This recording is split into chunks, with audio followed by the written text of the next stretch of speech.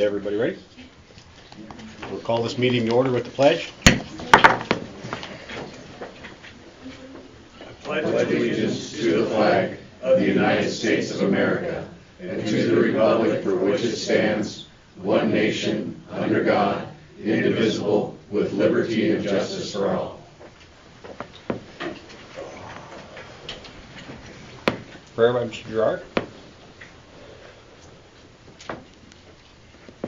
Bow our heads. Thank you, Lord, for this opportunity to pray with the City Council. Father, I thank you for touching each one, giving wisdom where it's needed, Lord. I thank you for encounter.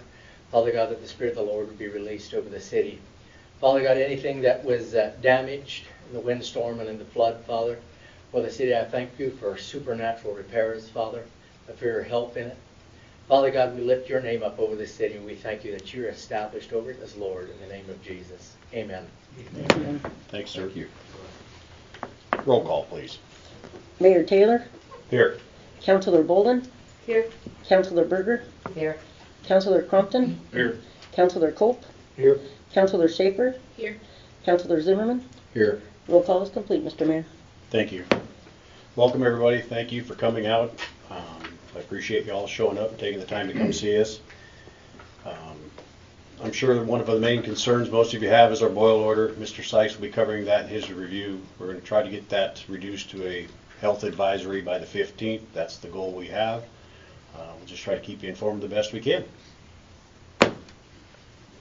So next on the agenda is approved minutes for council meeting 1691, dated December 15th, and special council meeting dated December 24th. Make a motion to approve city council meeting minutes 1691 and special council meeting dated December 24th.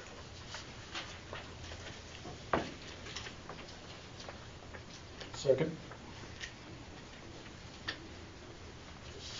Everybody's had a chance to review those? Does the council have any comments? Any corrections? Made a note with Leanne on the minutes for the special city council meeting. Under the adjournment, there's two different adjournments. I was copy pasting. Yeah, I'll just Gotcha. make a note to Correct that. correct that. Perfect. And then I had one for minutes 1691, page 8. Under public comment, it should say Backen, not Bracken. That is correct. Thank you. Any other corrections? Any other council comments? Any public comments? Mr. Orr? Honorable Mayor and Council, I am D.C. Orr. I reside at 1117 Nevada Avenue. In the first set of minutes, the 1691 on page 2,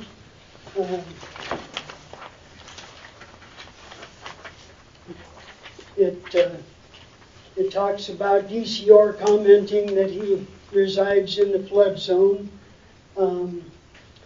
He requested information about the IP funds that should have been used for dam maintenance and suggested a forensic audit of those IP funds to determine how they are being allocated. At that point, there was a fake point of order that was called, and I was shut down from being allowed to continue to speak. I want everyone to know that's a violation of my constitutional rights, constitutional right to participate, constitutional right to know the deliberations of the body. And so when you guys do that, understand that it's a violation of rights. In the other meeting on page 9, I guess that's 1691, on page 9, I did object to some of the procedures for choosing someone to replace Mr. Taylor on the council. But I also noted that Councilor Smith was totally disinterested in the process, didn't ask questions. Councilor Berger was openly hostile to John Beebe and the study commission, which I sit on. What didn't get in the minutes is that she actually lied and said the study commission was operating illegally. Now, this is a story that comes out quite a bit, and it's a lie. So I would Mr. Mayor, point I of would order. like people to know that that is a lie. This doesn't pertain to the minutes. I'd like that in the minutes. Does the council want to add that to the minutes? Some of the new members may need to listen to the tape of the meeting. And in the past, when I've brought up these kind of issues, they have tabled it so that they could do that and come back with the full information.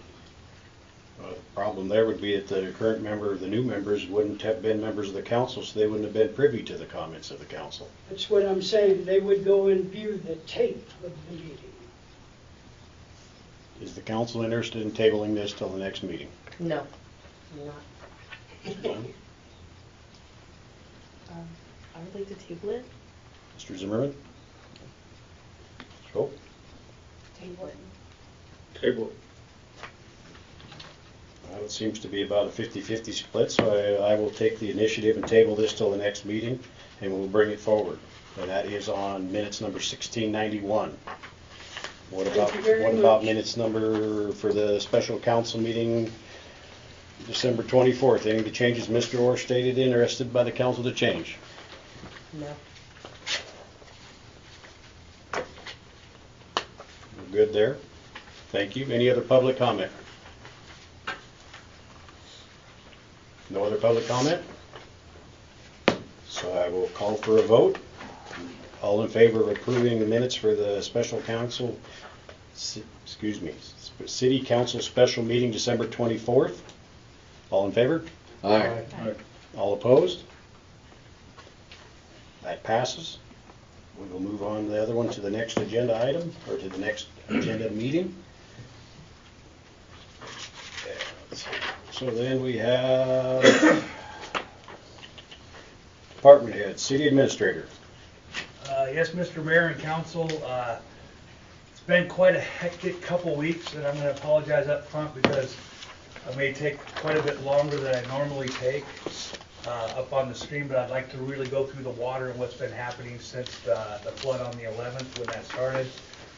So just to get some other parts out of the way, I just got the bid paperwork in. I'm going to be going over that.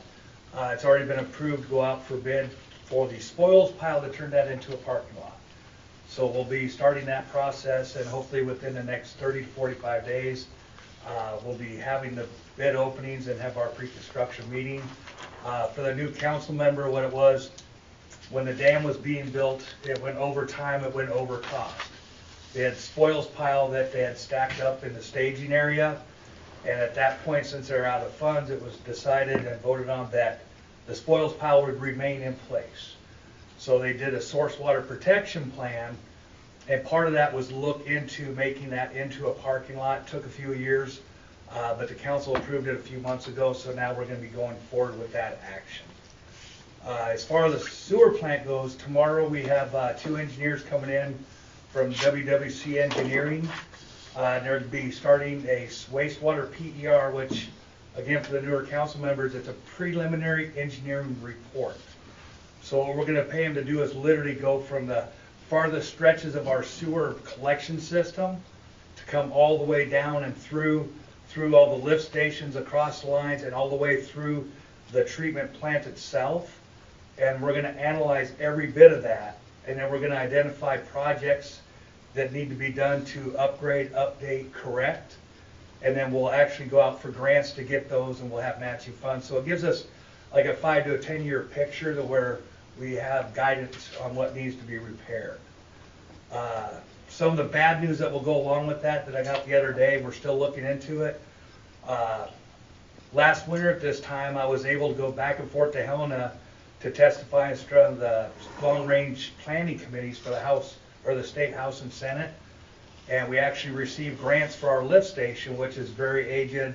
It's a safety problem, so we got the $125,000 from RGO, and we got the $434,000 from MSEP. That's the Montana Coal Endowment Program.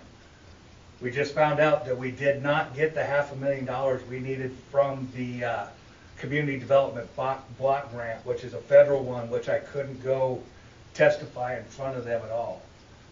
So that's going to lead to some of these problems, and this is exactly why previous council and everything has decided we need to raise the rates, bring in the funding. So we would either have to come up with that money, we either have to get a loan or pay cash for it. And the way it's sitting now, we have enough cash within the capital improvement funds, our short-lived assets, and our reserves, so we're still going to be able to go forward with that project because it definitely has to be done sooner than later. So we're going to be covered on that point of it. And then I'll go ahead and get up and talk about the water for a few minutes. So everybody knows on December 11th, we had that rain event. I've heard it's a 1,000-year event. I've heard it's a 500-year event. But what I can definitely tell you is that it had a very negative effect on the water system. So just to bring everybody a point, this is an aerial view of our Flower Creek Lower Reservoir and Diversion Dam is what it's called. So the main dam would be actually to the south of here. The water flow comes in to the reservoir, and how it works, this is called a pre-sedimentation basin. So right here we have an intake manifold. What that is, there's 3 screens there, so any debris that comes up and in actually gets screened out before it goes into a sedimentation basin. Sedimentation basin, if you think of your basement at a house, what it actually has is a wall right down here, down the center, and the water comes in on this side, and it allows just to slow it down and let that turbidity or the floating haziness in the water settle down. There's a skimmer on the end that takes leaves and debris out of it, if there's any, makes it through the screens, and then it goes over a shorter wall, comes back out this way, goes over a wall, and then goes directly to the plant. That's going to be very important because with some of the emergency protective measures that were taken, it's not functioning. So what that does is it increases the turbidity, which increases the fact that we have to have a boil water. So that's what we're going to be dealing with here in a second. So what happened during the storm, this is the northern retaining wall. We were scheduled to go in there and do normal maintenance on it, and the flood completely destroyed that idea because it weakened up so much this whole wall and this whole wing wall to the point to we're going to have to do massive permanent repairs to it, not simple maintenance. And then this goes over the spillway, which goes down to the creek. And in normal times what we do is we have boards in there. And it retains extra water to give us head pressure to go into the screens to operate the system as designed. And I'll go over here in a minute what we had to do to take corrective actions. Is there a way to share that screen to the viewers online? No. Okay. We tried to do that earlier. This is still newer technology. So this is the spillway as of October of 2025. And the big problems that we had were right through this area here.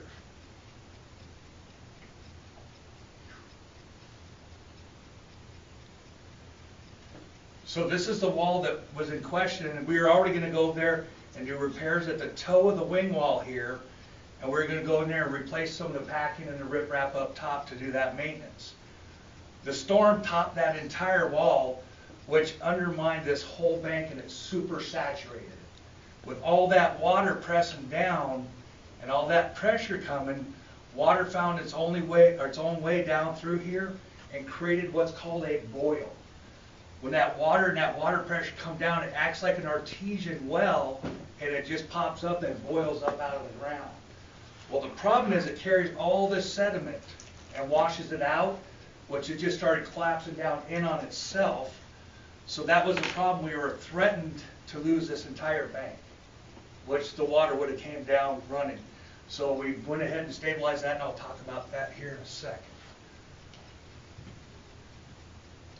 So if you see these pictures here, the northern wall, you can see it was all pretty much intact, everything was good. There's a little bit of seepage coming through here, a crack, which was already previously identified. This is our city engineer, Andy, when we were up there. That the wall overtopped, it overtopped for roughly 12 hours. So all that water inundated, went over and it eroded all the way back from here, all the way coming forward. And then when it ended, it left a bunch of debris, but you can just see it collapsed in on itself. The spillway down there, we were already down there looking at maintenance, and what happened was it blew it out and started washing it away, and the boil occurred right down in here. And if you see this bank, it was nice and fluffy, and now it's caved in on itself. So we weren't in threat of imminent failure while the storm was going on, but we know we have to come in here and repair it, and we had to relieve the pressure on that wall itself to make sure it didn't collapse. So what happened in the middle of the night, Chris Noble and his crew were hired to go in there. We already had equipment on hand, and they took chainsaws and hooks, and they had a crane, and we actually had to rip the boards out with the DNRC, literally rip them out and let the water come down. It didn't even come close to breaking the banks of the creek because it was a slower process, and I'll get to the sedimentation here in a minute. But that did cause some problems, which our screens were requiring constant cleaning. But also at that time, we lost that head pressure. So we had to bypass the sedimentation basin and basically just direct wire it, direct pipe it right to the plant. Some of that other protective measures was to go in with Morris and Merrily engineers and Noble's crew, and they stabilized that bank. And right now, today, we're still checking it every 24 hours. We're just maintaining a vigilance on it to make sure it's all steady and holding. So some of the negative effects, if you can see here, and this is when the water was still kind of elevated, about 4 to 6 inches more than what it is today. We completely lost all of our storage capacity. We lost all that head pressure. With that, here in between is our intake screens. You can see where the water level usually is. If you think of a level, if you had an old tube and you hold it like this, the water will move and always stay level with it. Well, the sedimentation is at this level, and now the head pressure down here, so there's not enough water going to operate the sedimentation basin.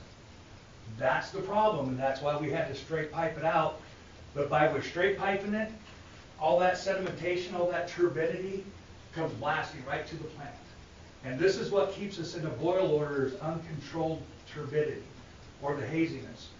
We have to have what's called chlorine residuals.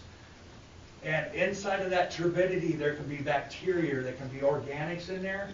So there's a calculation that we add all that chlorine, and when the chlorine attacks those bacteria in it, it actually dilutes itself and it's innate, doesn't work anymore. So by chlorine residuals, we still have to have all those chlorine atoms, whatever you want to call it, there to act as white blood cells to keep attacking anything else that gets into our system. That's why you're going to get that pungent aroma of chlorine, because by law we have to have so much residuals in there. So how are we going to fix this thing? Well, there's a lot of steps, and here in a minute I'm going to have a map and I can go over it so you can see the whole area and what's going on. The road maintenance, that road blew out on us. Just on vehicle traffic going back and forth. So we had the crew out there, and we dropped 2 layers, 6 inches deep, I think, of 3-inch fractured rock, just to stabilize that road so that we had access in and out. In order to make solve some of the problems, they opened up the old bypass pipe that goes straight to the sedimentation basin. What that's going to allow us to do is get clean water. But you can see there wasn't enough head pressure here to run that pipe. So a cofferdam was built in, a mini temp cofferdam. The end of that pipe is actually sticking out right here, which allows full water to come in. So now we can actually work in the lower reservoir without causing turbidity into the water on this part. And I'll get to the boil order here in a second. So we had a problem that there's choke points up in there, and how do we get equipment in and out? How do we get the sedimentation out? How do we get everything? And it wasn't feasible, so what we did is we built a new bypass road, like 200-foot of road, I'm standing on this picture on top of the sedimentation basin, just right beside it so we can get into the area. And then another thing we're gonna be doing, which I'll talk about in a second, our bypass is sitting right down in here. Up here, we had to dredge out another big spot in the bed load, and to have a redundant system, we're bringing in big pumps, and we're actually going to drop a couple red heads up in there, so we have a redundant system, so we can make sure the city always stays with water while we're doing repairs on the lower reservoir. Sir, what's a redhead? It's basically the end of it's the end of a suction nozzle that doesn't allow it to suck everything, all the material rocks up and in, but it lets the water flow through. So it's a screen. It's a spring basically on the end of a pipe. And then we have to build a coffer dam. So we've been going over this coffer dam design on how we're going to do it. So basically at the end state, we have to build a coffer dam to replace the northern retaining wall and the boards in there to bring the elevation up on this side so that we can actively use the system as designed, which is going through our intake manifold, through the sedimentation basin, and then down to the plant. So there's a lot of steps that are going to be involved with this thing. So the first thing we have to do is we have to bypass the actual lower reservoir itself, and we have to engage the sedimentation basin. We have to get the sediments out, and it has to be stabilized for a long enough period of time that DEQ will understand our temporary fix right now will work, because if it won't, and if they don't trust it, they won't lift the boil order. So what's going to be happening, we have the pipe here in orange. It's running on that right now, and it's doing just fine. It's doing great. It's operating as designed. When we turned it on, we were running about 3 to 4 NTUs. And for those that don't know, we can barely handle 15 NTUs. We average on a good summer day 0.26 NTUs. That's the turbidity units. After the storm, we were running about 7 to 9. We've dropped down to 3 to 4, but we did receive a blast, but we were expecting it. Street supervisor was working with the water plant to make sure they knew it was coming. We had 2 people on hand to do backwashing just in case it was necessary. It wasn't, it calmed right back down. So everything went well there. So the orange line, the temporary coffer dam and the bypass is working. But tomorrow we're going to have a pump come in, and we're going to pump that second line over into the sed basin. So we just want to make sure we have a redundant system, so if one goes down, we have another, and we'll have a third pump or a second pump on hand, all heat taped up in case we need it for an emergency if something happens to the other one. So we're making sure we have everything covered. Since that pipe's feeding it, and we're going to have that pump idling at about 700 gallons per minute, what we need when it's really calm is about 800 to 900. So we may get excess water going into there. So what we're going to do is we're going to actually go create an overflow out the side of the sedimentation basin. It's like a concrete basement. And we'll put a pipe down the side of it, and we'll just have it go right into a storm system that will feed right back down into the creek. That way we just have a steady, constant flow. It will never go over or go under, depending on the demands of the plant. So we're going to be doing that. This is the first step. So once this gets stabilized, which it should be tomorrow, we're going to start testing tomorrow afternoon. We're going to be testing turbidity above it at the plant, and then what we're putting out to our water customers. We're going to be testing several sites every single day so that we can show a track record that it has stabilized, the system is working. And then from there, we're also going to send them the last month to 2 months worth of data so we can say where are we at now compared to where we were, and we'll be watching weather reports and everything else. We've already been testing for all the coliforms. We have to do a heavy metal test every 9 years, but any disruption within the reservoir, you have to do another heavy metals test. It was non-detect except for nickel. We're allowed 1 part per billion, and we had 0.002. And for sulfates, we're allowed 500 parts, we had 1. So we are so far below those limits, it can't build up because we've never had heavy metals going into it. And just on a note, everybody said, well, the letter to the president had heavy metals, so it's true. Actually, the mayor received a call from Zinke's office. Someone had AI part of that letter, And that whole mercury scare that went on with the school and the kids, they just put the heavy metals and said, oh, it must be here. So that was incorrect, and we got apologies from Zinke's office on that. So just to kind of cap, this will be running smooth tomorrow. We're going to start testing the water tomorrow, and we're going to test it for 5-6 days, just to make sure we have a good track record. We'll be talking to DEQ every day when the test results come in from that. And then once they're saying, okay, we'll go out and we'll actually flush the lines to make sure there's no turbid water left in our systems. We'll flush those out, which is, again, is going to require a lot more water. We'll get all that flushed out, and then hopefully within the next 2 weeks, we'll be able to do a testing. It'll come back, if we get it there on like Tuesday morning, we'll have the results Wednesday. We'll hand all this information over to the DEQ, and hopefully we can lift the boil order. Here's one thing I just want to be honest with everybody about. Lifting the boil order doesn't mean we're out of the woods yet. This still is a temporary system. I see the boil order going away here pretty soon, but I see us being in a health advisory. Just in case something happens, because at this point, we're not using the screens, we're using the sedimentation basin alone. So we'll look at ramifications of that for people on dialysis, at the hospital, at the care center. The immune compromised people might still have an issue.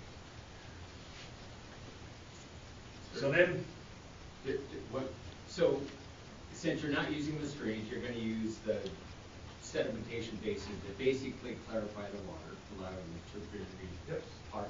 So what's the flow rate that you have to manage to enable that system? The flow rates that are coming in right now, the more turbid the water is, the more hazy, the more backwashing we have to do. So you got to think, the water comes into the plant and it goes up through this huge tank that's, I mean, the size of this part of the room right here. And it pumps up through that, it's called a clarifier. And then it goes over and goes down through activated charcoal, silica sands, and garnet. There's 16 inches garnet, 21 inches of silica sands, and like 12 inches of activated charcoal. When those filters get clogged up with turbidity, we turn them backwards, we bubble it up, and there's actually a trough in there. And we turn on that water and we blast it all out. So on a day like today where it was clear and there wasn't any problems, we need 900 gallons per minute. When it gets a little hazier, we need up to 1,500 gallons a minute going into that. So our pipes are pretty big to make sure that plant's fed. At any time, if we drop below, it does a hard shutdown.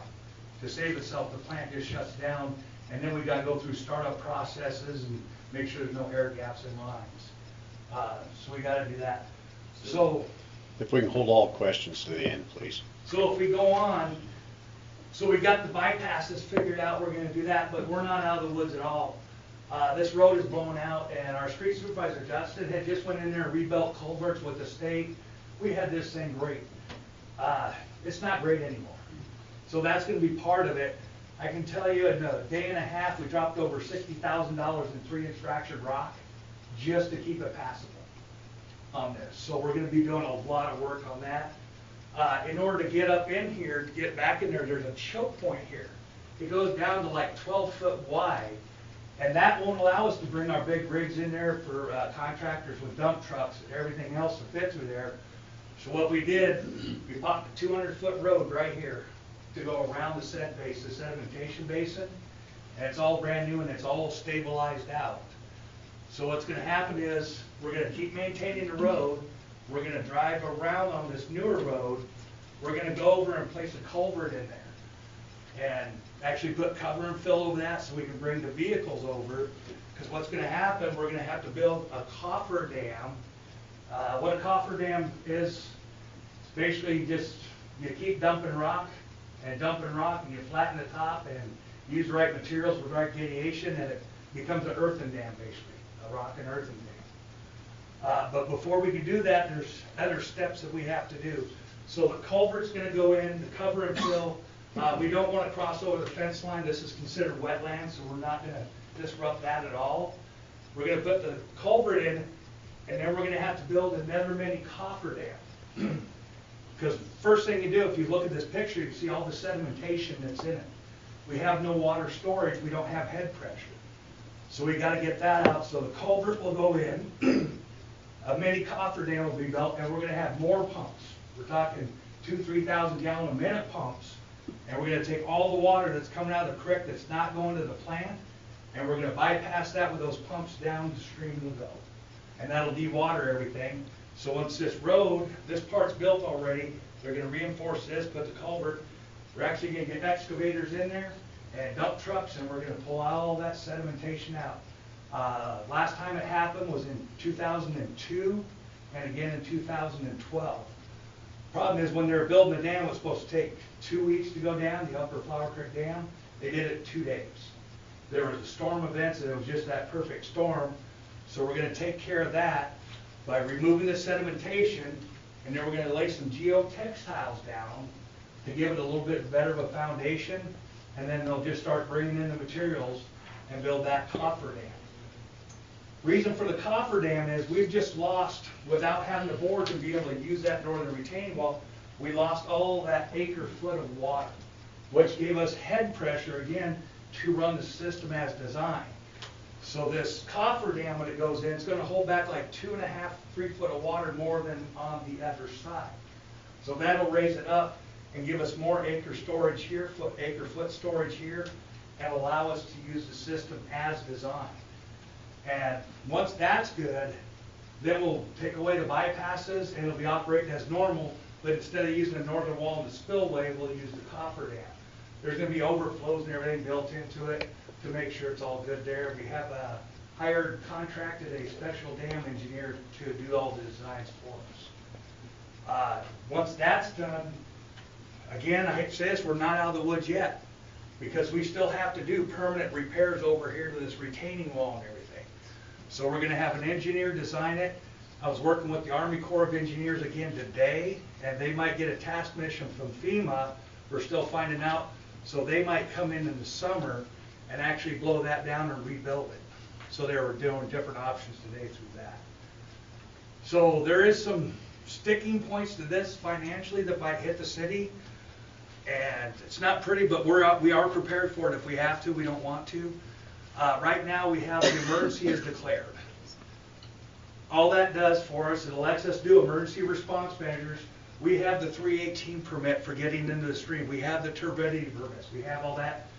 And that emergency allows the federal agency to come in like FEMA and the Army Corps of Engineers and all these people.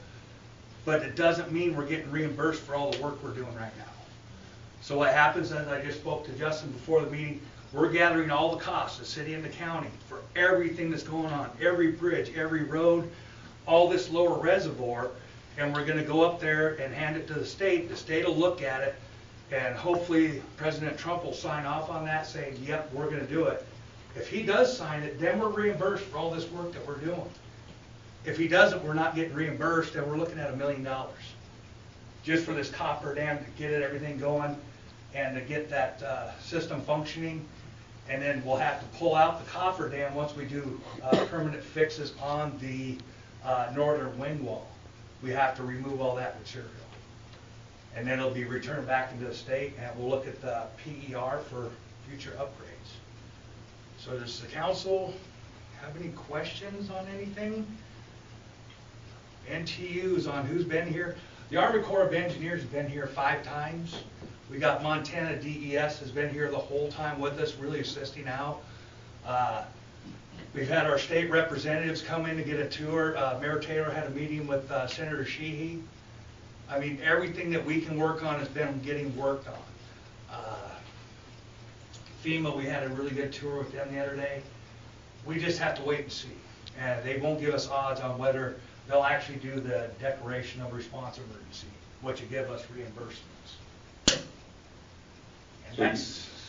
So you said that the cofferdam that is going to be put in, you're then going to have to turn around and rip that out. Yes. What is the? Why wouldn't we just do the fix before and not spend the money on a cofferdam that's going to have to be? We can't go in there and pull it when it's wet, saturated, and it won't be dried until summertime. And then there's SHPO approved. We have to use SHPO approved sources and mines to get our materials. And it's always already soaked too, and you can't pack wet. It won't work. So that has to be waiting for the summer on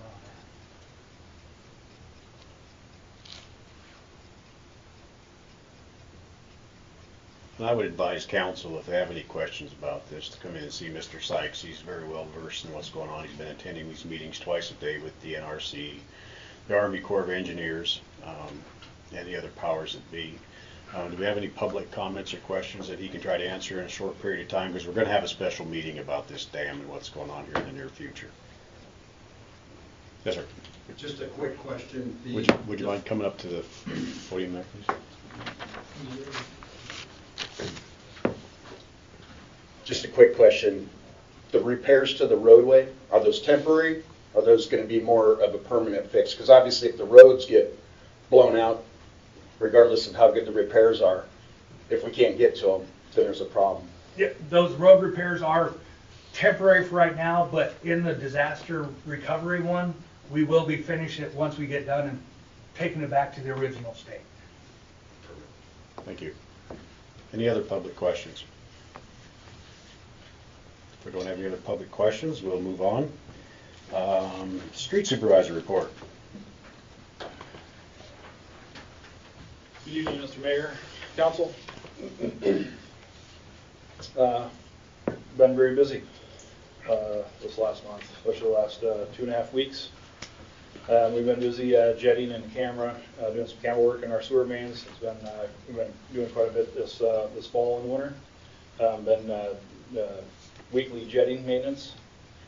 We got 2 projects in the works. The first is a water main extension down the end of Hammonds, down by Melanie, ties into 2nd Street, and then west down 2nd Street. Then sewer main extension from intersection of 2nd Street and Hammonds will be headed west, be following the water main construction.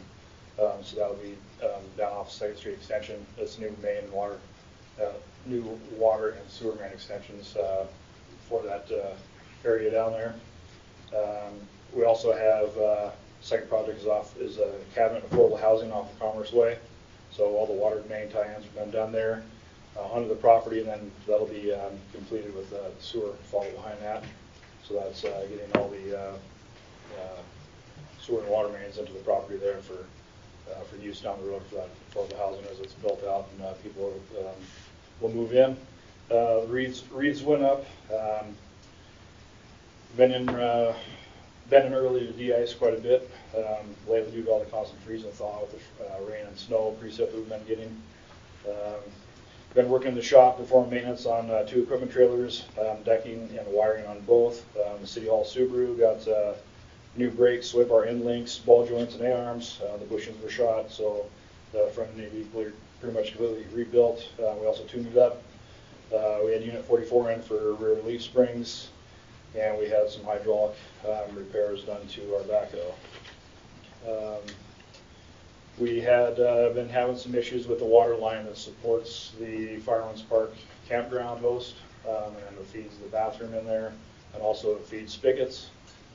That line is well over 20 years old. It's a thin-walled black plastic pipe. We've been doing numerous repairs on that the last couple of years. We had 3 from the summer into the fall. So we just decided we had some time to do it, so we went and ran new water lines. So hopefully we'll be good for a longer period of time. We had one dead deer removal. We've had to place a barricade down at Fred Brown Pavilion sidewalk entrance, so that main wide sidewalk, the main entrance in Fred Brown. We placed a barricade there. We also placed a large rock on the outer perimeter. Somebody had taken it upon themselves to drive in on the sidewalk, get on the grass, spin roadies, and then back out through. So that was a little bit of vandalism done there.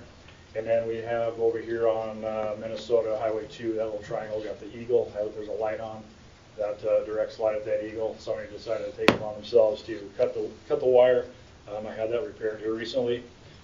We've also been busy cleaning out storm drains. So, we've been getting our butts kicked with sediment all over town. That goes into our storm drains, plugs them. You have a lot of debris that people blow off their property. That doesn't help us out by any means. So we're going around, we're cleaning all these things out so we have proper storage, and we can allow the water to run and go where it's supposed to in our 2 retention ponds around town. And we had some sign and signpost replacements due to the wind event we had. So we did some replacements there. We had 2 full burials for the month of December. We also got, we hauled 2 loads of salt brine from MDOT through our storage tank at the yard. We apply that for our de-ice, use that as our de-ice. The flood event at the lower reservoir, we had around-the-clock coverage for screen cleaning and maintenance and spillway monitoring. So with that, we spent 3 days heavily attached to that area. And then we had the wind. So then we spent 3 days cleaning up trees and debris. First day was cut and clear as directed by, I believe the NRC was one that directed us through that. And then the 2 following days we went around and picked all the larger debris and smaller debris up. The NRC also has, Sam spoke on it earlier, we've been monitoring the ring dike and the staff gauge on the backside of the reservoir retaining wall. We've been monitoring that every day and keeping track of that. We had some tree removal, so there was a grant that was received months back. We got everything lined up, people freed up to do that work, so there was 5 trees removed off of that. That was between 5th and 6th Street, and then that windstorm also compromised another tree on the corner of Utah and 5th. A citizen that lives nearby had noticed the tree didn't look right. We went by and looked at it, made a determination that it was compromised, and removed that one as well. And then we had no power down at the wastewater treatment plant. They had half the plant running. Working with Flathead Electric, they were able to get in and get power back up in short order for the wastewater plant to make sure we didn't have any discharges that were not legal, I guess. So the plant was back up and running, but that left the street shop without power for 6 days. We were finally able, DES that was here the whole time, they were able to source us a diesel powered generator. We were able to get a contractor in, get that wired up so we could function, so we had power to our doors, we had lights, we had heat, so we could actually do what we need to do, get our equipment in and out, etc. With this, the rain or the storm event, flooding event, and the wind, we've been tracking vehicle, equipment, and personnel hours to capture all that time. As Sam stated, we're looking to, we have to be diligent about it. We got to track our equipment, serial numbers, hours, everything that's involved with it. So I've been trying to stay on top of that. And that's all I have for you. Been busy. Any questions? Council have any questions? Thank you. Thank you. Thank you. Yes. Can we get the Chief of Police report, please? Mayor Taylor, Council, new faces, congratulations and welcome here. 2025 was a good year for us. We saw some significant numbers go down, as well as some of our other ones that shot up pretty drastically. But overall, we had pretty consistent calls for service that our officers were able to respond to. So in 2025, our activities reflect a comprehensive and proactive approach to addressing public safety needs. Officers investigated 2,893 cases throughout the year of 2025. 2024, we investigated 2,202 cases. The department managed a wide variety of incidents and disturbances, theft investigations, and crash responses, which was the most common of our calls for service. We had 61 thefts that we responded to, which is a 40% drop from 2024. Assaults, about 34 calls. Threatening cases, 64. Disturbances, we had 78, and that was a 25% drop from last year. 34 citizen disputes, 37 disorderly conducts. This is one of our only numbers that actually went up. Criminal mischief, we had 30 calls for service, 7 domestics, and 94 crashes. We put an emphasis on safety in school zone, providing assistance to residents in need, ensuring collaborative approach to public safety. Each officer demonstrated dedication by handling a variety of cases, including school juvenile-related calls, incidents involving mental health, and vulnerable populations. They also participated in an additional 142 walkthroughs, whether those were through the schools or through bars. We had 33 calls for service involving juveniles, 229 public assist and welfare checks, and 29 mental health calls, which was a drastic drop from last year's 56. The department responded promptly to emerging challenges while maintaining consistent enforcement and educational initiatives. Throughout the year, there was a 73% increase in proactive cases. Officers made 1,008 traffic stops compared to last year's 474. Suspicious acts that were addressed by officers, there was 227, 86 city ordinances, and 53 DUIs or drug-related cases. In 2025, the Libby Police Department received $88,353 in grants. This included the purchase of portable breathalyzers, emergency go bags for critical incidents, patrol gear for our future reserve officers, LiDAR units for crime scene measurement and speed enforcement, as radar speed signs and radar systems for our patrol cars, which actually arrived today. We're super grateful for that. Lore Foundation in town has been a huge asset for that, and they just let me know that apparently the MTAP grant, the Montana Tourism Grant, is open again, and we can apply for another patrol car through that. So I'll be following up with them to see if window to be able to apply and get another patrol car without putting any more costs on the city. As far as other patrol car stuff, we had all of the radios in the patrol cars, as well as the portable radios that we carry. All the GPS systems have been turned on for that, which helps us with officer safety. Their radio, give or take, get stolen, a patrol car gets stolen, and then we can make sure we can track that down and find those things. So it's a great benefit for us to have that active now, as well as helps us remain accountable for our actions. The police department partnered with Shield 616 this past year, a nonprofit organization that raised funds to buy our body armor. Shield 616 received funds from our communities, the city, our community members, businesses throughout the community, and was able to raise a good chunk of money before some of the foundation members actually covered the rest of the cost for our body armor, which was about $15,000,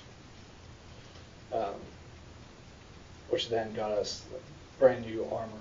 With the changing times, people are being more and more aggressive, more and more violent. In the year 2025, 97 officers across the nation were killed on line of duty. Of those 97, 57 were killed from acts of violence. So again, we're very grateful for community support in getting this new armor. We are very fortunate to live in Libby, which is a great community. But that being said, we are not exempt from violence. Department building itself has been entrusted to us by the city. Our team has worked tirelessly to clean, paint, and repair our historic building. So we're grateful for those and those who have volunteered their time and energy to help with our endeavor. And we're very fortunate to have volunteer cleaning staff to make sure that our building maintains its nice professional look so the guys can focus on going out serving the public instead of trying to sweep them up. Our officers have been thrilled to get involved with our community. We love all of our opportunities. We've been participating in multiple parades throughout the year, including the elementary school water fight, the Mineral Avenue Halloween event, the turkey drive, partnership with Border Patrol, and our favorite Shop with the Cop, which unfortunately landed during the windstorm, and so we had to cancel that. But we were still able to go around, use the funds that were donated by the community to help support families, and we were able to drop off a good amount of food and presents to those families who could use a little surprise this year. So that's always a phenomenal experience. Overall, we are very grateful for the council's support, and we are always striving to do better. So we are honored to serve this community, and we are honored to be able to represent you guys. So that's my report. Any questions? Thank you. Does the council have any questions? Thank you, Chief. Thank you. Thank you. We have Clerk Treasurer and report. Yes, Mr. Mayor, Council. Well, I just want to know we've got all new, I just want to point this out, all new microphones, the televisions, thanks to Lore. And I'm still learning them. So we will get it out, because your question earlier was, can it be hooked to Zoom? It can. But that presentation came out right before the meeting, and I didn't have time to mess with it, but I'll get that all figured out for you guys. And it'll run smoothly. And anyway, I want to welcome you. It's great to have everybody here, new faces, like new day in school.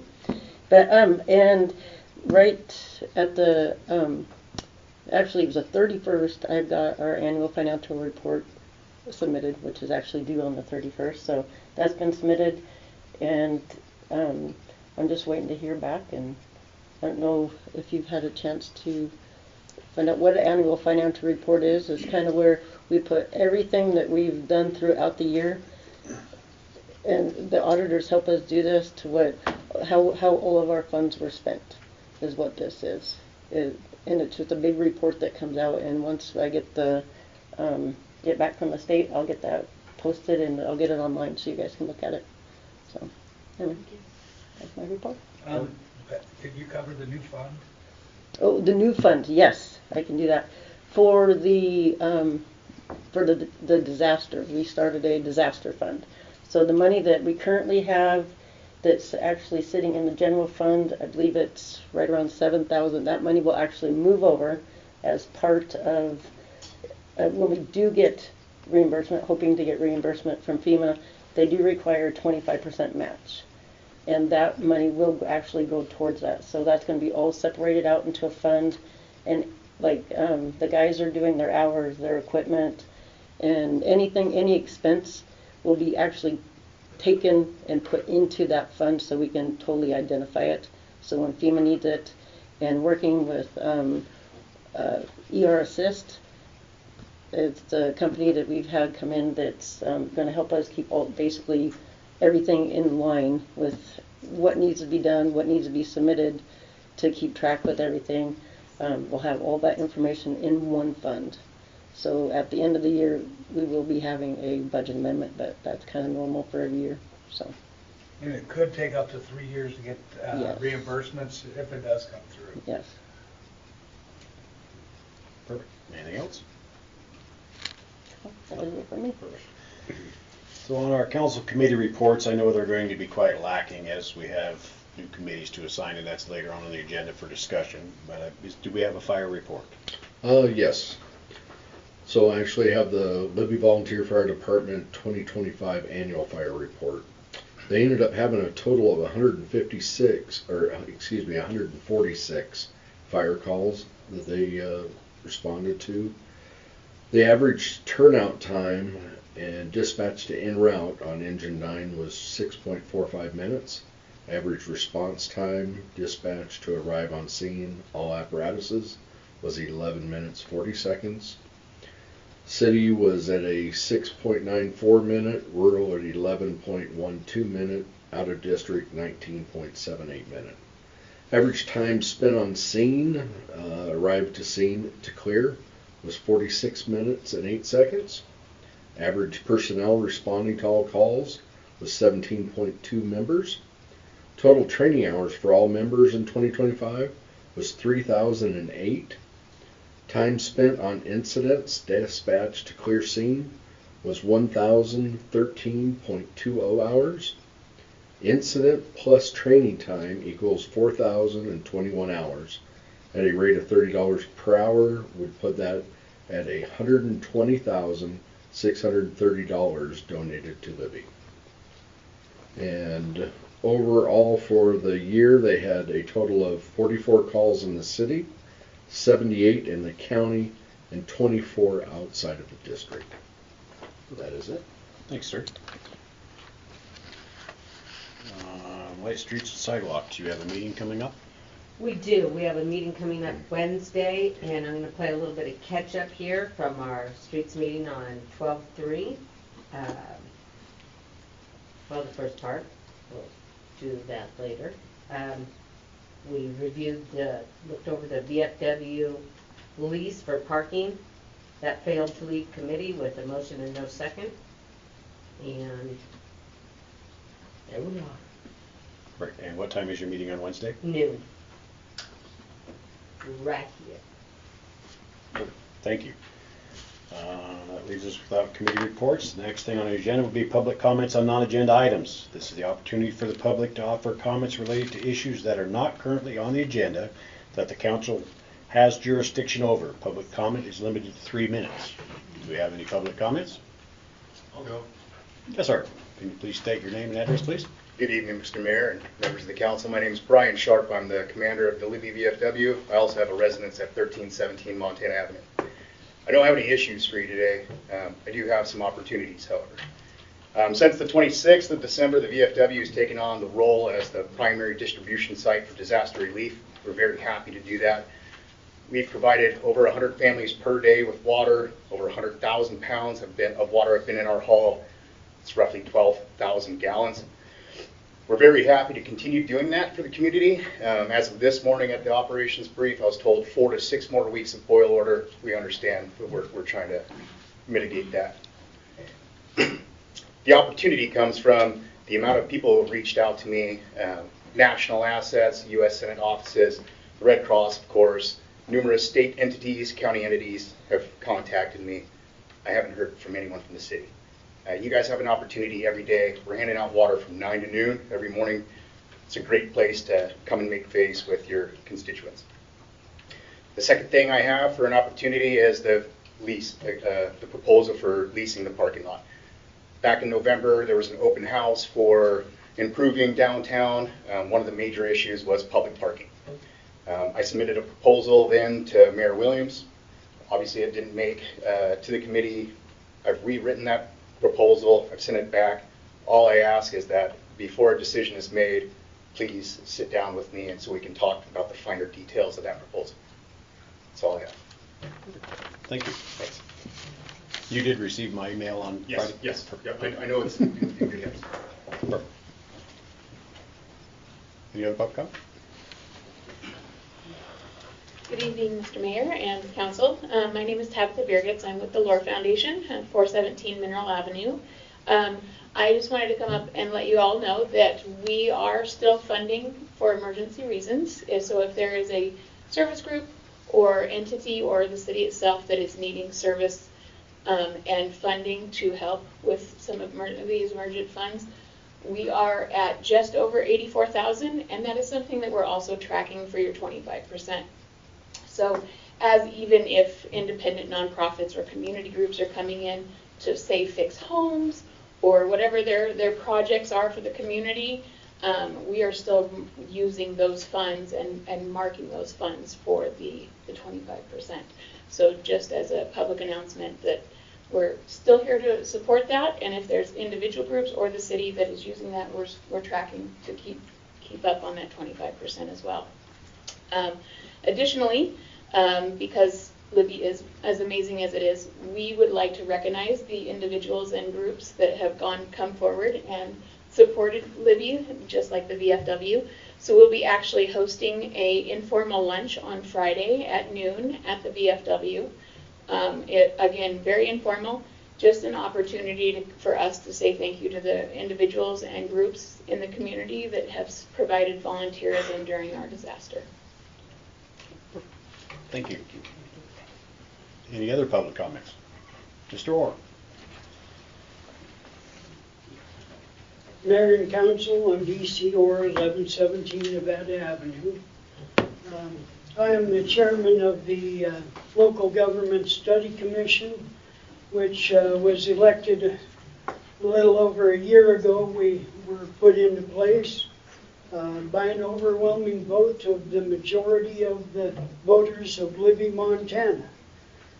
We are a voter-mandated organization, and we've been working for a year putting together a study of local government, constitutional issues. You'll hear me say that a lot. We have, I say we, the two other fellows I work with, Vince Back and John Beebe, they have done the heavy lifting here, I guess I would say. They put together some fantastic work where we want to work with the city to maybe draft some changes to the charter that separate the powers in a more constitutional fashion. And we have put together what we call a Transparency and Accountability Committee. which takes complaints and sees if there is any merit to a complaint. The city gets a lot of complaints. We would be a middleman that would take those complaints and say, well, that's a county issue, that's a state issue, that kind of thing. We want you guys to know what we're up to because we've been met with some pretty heavy misinformation of what we're doing. And early on, we met with some heavy opposition in the council. Now we have new faces on council. They actually voted to not allow us to give committee reports so that council doesn't know what we're doing unless we go to them individually. We are funded by the city, $30,000. We are a city committee, and I think you guys should hear what we're doing because your voters, your electorate, is very interested in what we're doing. They have asked for it, and we are delivering it. So I know that you're going to talk about council committees later, but we are not recognized as a council committee. So I thought it proper to stand up here and ask that you guys give some thought to recognizing us as a council committee that can give you reports on what we're doing. Thank you for your time. Thank you. Any other public comments? Yes, sir. Mr. Mayor, Yes, sir. council members, my name is Tony Wickham. So I'm here to comment about the appointment process last month for the position that you were to vacate, January 1st. And I'm going to make some comments, but this is not against you, Brooke, okay? Not against you as a person, it's about the process. Right? That's the point of my comment. I want to make sure that I preface that. So we had an election, and there were 4 candidates. 3 were selected, 1 was not, did not garner enough votes to be elected. We then had an appointment process, and during the process, we had members of the community come forward and endorse the candidates that were being offered to fill your position. All of those people that endorsed, they endorsed 1 candidate, John Beebe. When it came time to a vote, city council members voted for Brooke, who did not receive a single endorsement in that process. My point is, the will of the people was not honored in this process. The will of the people said the 3 candidates that were elected belonged. The next step in the process is the endorsements. That was ignored. We had a show of hands. And now we know in the next election cycle who to replace. And I appreciate your time. Thank you. Thank you. Any other public comments? Any other public comments? All right, we'll move on to new business. First order of new business is elect council president. So every 2 years, the council president is redesignated. For those of you that don't know how that works, we can nominate someone, and then we take a vote on who we've nominated. The one that receives the majority votes is the appointed member. Do I have any nominations for president of the council?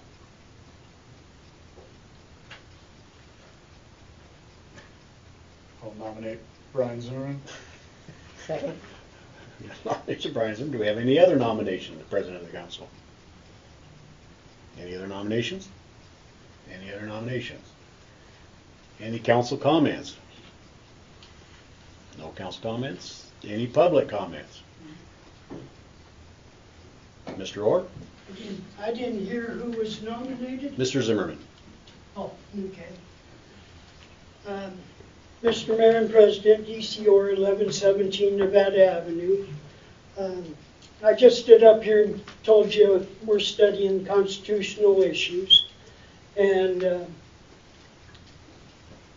constitutional issues are what are the basis of our laws. And you guys have to follow the Constitution just like the people have to follow the Constitution.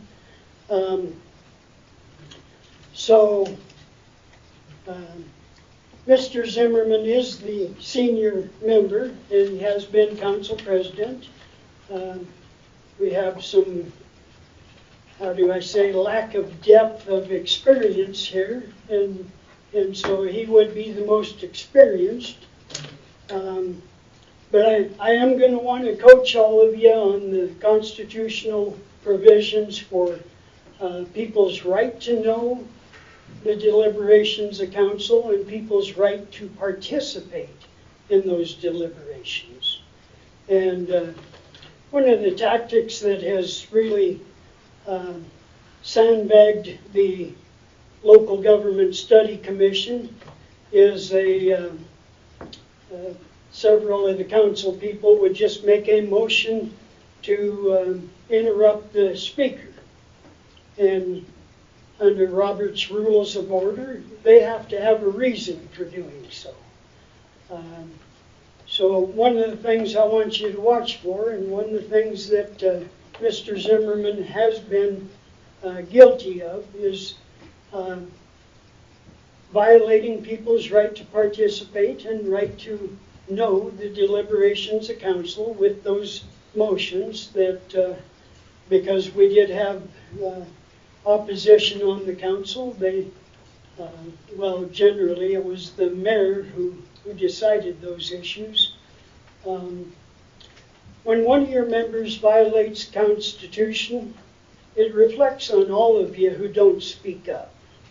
So I just want you to be aware of that and be ready for it. Thank you for your time. Any other public comment? So I'll bring it back to the council. Do we have a motion? Make a motion that we vote on Brian Zimmerman being appointed council president. I'll second. All those in favor? Aye. Aye. Opposed? Motion carries. Mr. Zimmerman is the council president. Thank you. Next item on the agenda is council committee assignments. We have an active list of committees here. I've been trying to get with each one of them here. We are short. As we know, we lost several council members, so we're trying to fill those committees. We'll have an update on that in the future. If there's anything particular of the committees that you're personally interested in or have a desire to serve on the committee, please get with me and we will move forward from there. And we'll have a decision by the next council meeting. Next thing on the agenda is the Streets Committee recommendation regarding creation of diagonal parking spaces on Main Street from Lincoln Boulevard to 6th, from 6th to 5th, and 5th to 4th to create additional parking angle on east side of the street matching Mineral Avenue. Streets Committee? That's exactly what I was going to say. Oh. So, since we have obvious parking issues, the Streets Committee identified a place where we could add some angle parking. Over there by the post office and over on Main is a very wide street. We spoke with Justin, and he gave us some wonderful words of wisdom. And so we're recommending that we do that.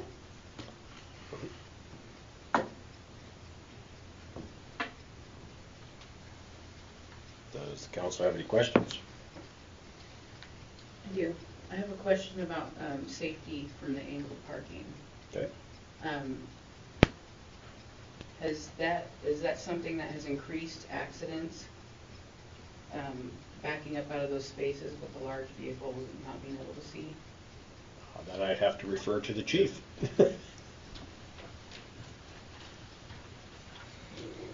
Most of the accidents that we've seen haven't been directly from someone backing out of the spots, but usually it's the lack of visibility coming from the stop sign, like crossing Mineral Avenue and not being able to see that way. But it hasn't been from people backing up out of the spots. That answer your question? Any other questions? Any other council comments? Any public comments? Mr. Gifford. My name is Rocky Gifford. I live at 25 Pine Haven Road. And yes, angle parking can be hazardous. If you have two large vehicles parked next to each other and you have a small car in the middle, that small car has to come all the way up to almost the middle of the street to back out.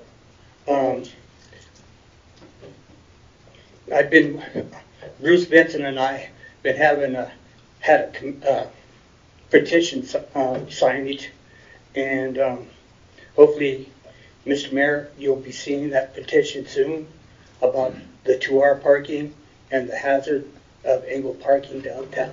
Thank you. Thank you. Any other public comments? Mr. Orr.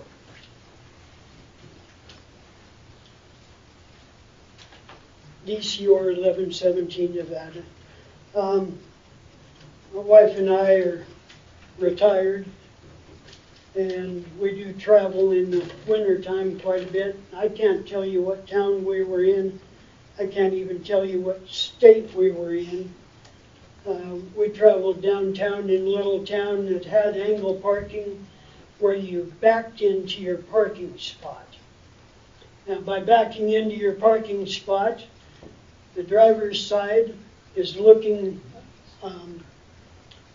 in the direction that they're going to pull out, and you can look across and you're up front instead of being way back toward the curb. And so you gain a lot of distance there that you don't have to back out or pull out before you interfere with traffic. And I did ask someone at a restaurant about it, and they did say that they had the other kind of angle parking, and they had a lot better luck with the angle parking where you back into your spot. Just throw that out there for you. Thank you. Any other public comment? Yes, sir. Tony Wickham. So,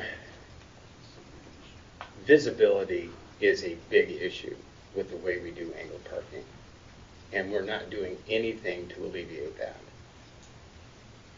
That creates a problem to happen. We may not have seen it yet, but increasing the number of angled parking is only going to increase the number of incidences of visibility issues and the potential for these kinds of potential accidents to happen. Where's the analysis that says we have congestion to the level that it warrants this change? I've not seen any data, not seen any newspaper articles, not seen anything that talks about the level of congestion and what we're trying to alleviate. I'm all about solving problems. What's the problem? How is it measured? And what will this solution that's offered do to alleviate the problem, and to what degree will it alleviate it? I don't see any analysis, and I ask for it. Thank you. Thank you. Any other public comment? Any other public comment? Mr. Gifford, we can only have public comment one time. Thank you. Any other public comment? Seeing no other public comment, I'll bring it back to the council. Do we have any more discussion? Yes, sir. So during our meetings with the streets department, talking about how to get rid of some of the congestion that we have downtown, especially around the county annex building, the courthouse, all of that from pretty much Mineral Avenue, 6th Street to 4th Street over to Main Street. The only way to try and alleviate getting rid of some of that traffic so that we don't have employees of the county taking up parking spaces all day downtown was to try and make more parking spaces for them to park over on that Main Street area, and then they can walk their block or two to work. Because one of the parking lots that they used to use that was with Flathead Electric and the old bank and everything there, is privately owned, and that gentleman will not enter into a lease with the county to let any county employees park in that parking lot. So that was the reasoning for looking for some more parking in a congested area down there, to do that. And I'm sorry to say the only way to make more parking on the streets is to do diagonal type parking. So that's why we come through with that. So, any other council comments? Yeah. Is there any way to see if that's something that can be done where it can be back in? Because I have looked up a little bit about it, and it is safer to do back in. That's up to your legislative body. That's you guys. You can discuss it, bring it back to the committee. You can, whatever you guys decide you want to do. Yes, sir. to answer your question, Erica, so back in the 2017-ish, I believe it was, when we started redoing the angle parking downtown. At that time, I believe that was Officer or Chief Kessel was the chief. When we looked into the background of which ways to go, what type of angle parking and stuff, the angle parking that we have at the time was the safer of the ones. There was only a few towns out there that had the reverse parking, and they actually, because of the backing up, it gave some people issues, so they actually did have more accidents that way per capita. But that's been, 8-9 years ago. So that's something that we could potentially look into if need or wanted. Okay. Mm-hmm. Ms. Burke. One of the other problems with back-in parking is a lot of them are pickup trucks. And so now we have the bed of the pickup trucks impeding on the sidewalks. And some of our sidewalks already have some issues, and adding more obstacles is probably not a good idea, in my opinion. Any other council discussion? Then I'll entertain a motion, or if we want to send it back to committee, what do we want to do? I'll make a motion for the recommendation regarding the creation of diagonal parking spaces on Main Street from Lincoln Boulevard to 6th, 6th to 5th, 5th to 4th, to create additional angle parking on the east side of the street, matching Mineral.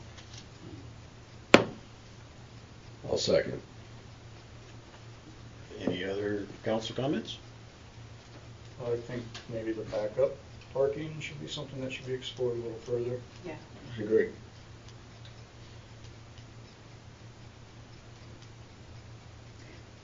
Yes, ma'am. Thinking about it, I mean, could we approve the implementation of diagonal parking and then determine the direction of it through committee? Or would this need to be something that we would need to determine now, the direction of the diagonal parking? I would think it would change the direction of your angle. Right. One this way versus this way. If you were backing in versus, I would think it would need to be decided at the time. But it can be, we can hold off on a vote, we can table this, whatever the council would like to do. I think we could explore it more, to look at the Would safety we like to of hold it each. off to the next council meeting? Is that kind of the consensus? Make a motion to table Well, this. we already have a motion on the table. Sorry. So would we withdraw our motion? No. No. No. Okay. So then, no one doesn't want to withdraw our motion, so all those in favor? Aye. All those opposed? Aye. All right, so the motion fails. Do we want to move it back to the committee? Sounds to me like that's the concession, so we can definitely do that. Next item on the agenda is the reappointment members of the Libby Shade Tree Committee Tree Board discussion. So per our city ordinances, 12-44-040, the established appointment of members of terms. The city has a shade tree committee, consist of 5 members. This is something we lightly touched on at the last committee or council meeting of the last year, excuse me. It seemed to be the consensus of that council that we wanted to move forward with that to keep us in conformity with some grants and stuff that we received for our trees and some arbor help.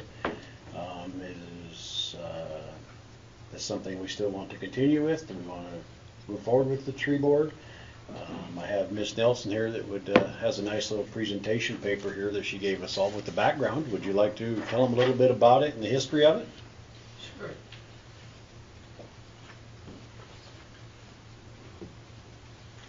Jennifer Nelson, 1026 Washington Avenue. Welcome to the new council members. Welcome to Mayor Taylor. Yes, I have been involved with the tree board, not as a board member, but as a volunteer for several years. And about 3 years ago, the chair of the board accepted a job in Idaho and left. And so the committee had kind of dissolved. And I would like to ask that the council and the mayor reinstate the Shade Tree Committee Board, and I have made some recommendations here. It's been a really good thing for Libby to have this board and this committee. I think if you've had a chance to look at the background here, we just went through another major windstorm, lost several trees in Libby, but nothing compared to the 1997 microburst, which decimated trees in the city of Libby. And it was thanks to the tree board and the fact that we were the council and the Tree City USA and the commitment to Tree City USA that the council allowed for replanting of so many trees. So, you know, the entire boulevard, Lincoln Boulevard, was replanted. A lot of you may not realize that. Brian and I remember, because those were all spruce and they all blew down. So anyway, those trees are 30 years old. A lot of them, not all, but several of them are 30 years old. So we get to enjoy the benefit of those trees now. And so we'd like to continue with that work. With the help of the roads department and a couple of volunteers and myself, we've kind of been nursing this along, doing some pruning and a little bit of planting. But we'd like to see this committee get reinstated. And I have made some recommendations on the list. If you have any questions for me, I'd be happy to answer. Do we have any questions for Ms. Nelson? Thank you very much for wanting to bring this back to light, because you guys have done a phenomenal job over the years. So thank you very much. Thank you. So like it states on the agenda, this is just up for discussion. If this is something we'd like to move forward to, we'll put it on the next council meeting's agenda. Does that seem to be the consensus? I think we definitely need to have that onto the next agenda. Perfect. Thank you very much. Next item on the agenda is to approve the lower grant for emergency generator at Street Shop on City Service Road. Ms. Tabitha. William, Mr. Mayor, and council members. Before you, I present a grant that was provided, or a project that was brought to us by Justin, the streets supervisor. As many of us know that had to live on generators for some time, we've become electric dependent, and the city's no different. So when we lost electricity, it left the streets crew with only access to their man doors. As Justin stated, they were able to get a generator borrowed, I believe, by from Big Fork.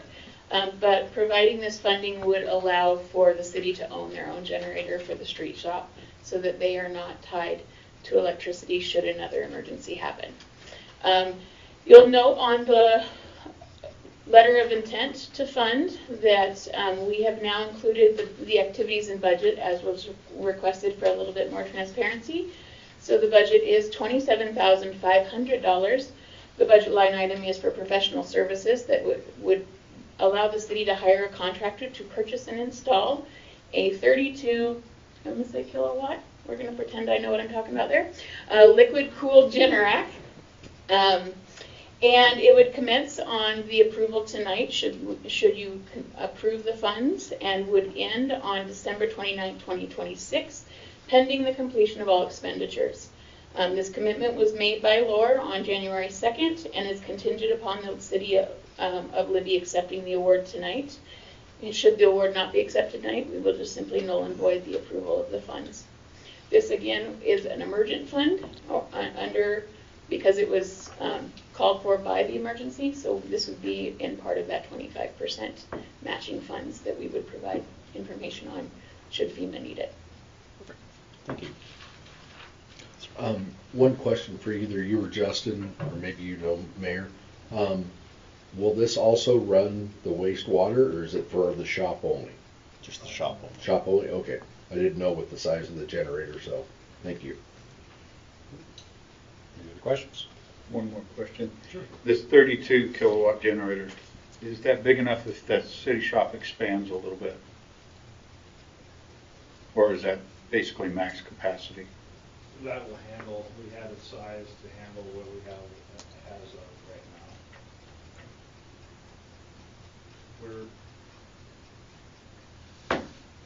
you explain maybe that budget, that threshold? Yes, so for those of you who aren't familiar with LOR yet, we are a small funder essentially, and so our budget ceiling is $30,000. As a smaller funder and smaller foundation, that is a window that we have to stay underneath. So I think that this size of generator stays within that window and still allows for those charitable funds. Thank you. Thank you. Any other questions? Any public questions, comments? All right, I'll bring it back to the council. I'd make a motion to approve the LOR grant for emergency generator at Street Shop on City Service Road. Second. All those in favor? Aye. Opposed? Motion carries. Thank you very much. Next item on the agenda is approve all alcohol license applications received to date. Libby Quick Lube, Mint Bar, VFW. Make a motion to approve all alcohol license applications received to date. Second. Any council comments? Any public comments? Any public comments? I'll bring it back to the council. All those in favor? Aye. Opposed? Motion carries. Next agenda item is approve all coin-operated amusement license applications received to date, the Mint Bar and the VFW. Make a motion to approve all coin-operated amusement license applications to date. Second. Any council comments? Any public comments? Any public comments? I'll call for a vote. All those in favor? Aye. Opposed? Motion carries. Approve all claims received to date. Make a motion to approve all claims received to date. Second. Any council comments? Any public comments? Any public comments? All those in favor? Aye. Opposed? Motion carries. Approve all business license applications received to date. Breathe Easy Inspection, Sandra's Self Care. Make a motion to approve all business license applications received to date. Second. Any council comments? Any public comment? Any public comment? All those in favor? Aye. Opposed? Motion carries. We have no unfinished business. General comments from the council. I have one. Yes, ma'am.